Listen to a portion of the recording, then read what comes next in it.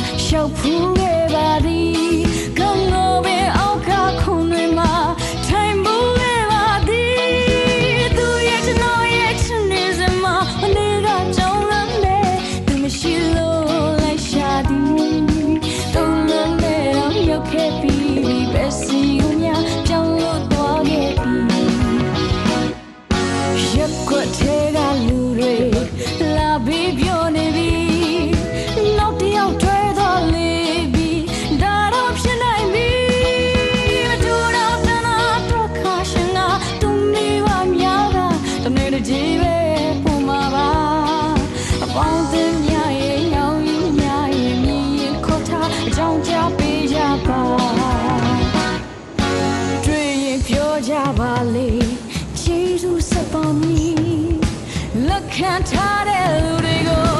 တရားဆွဲဆိုမြည်နိုင်ငံတော်ကိုသိစေခြင်းနဲ့အချင်းနဲ့ပတ်သက်တဲ့ခုံရုံးလေးဖွင့်ပါခင်ဗျာ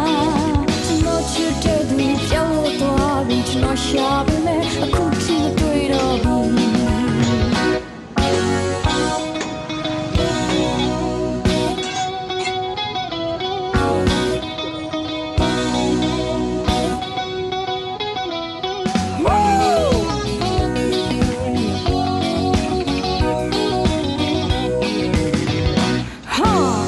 ဒီ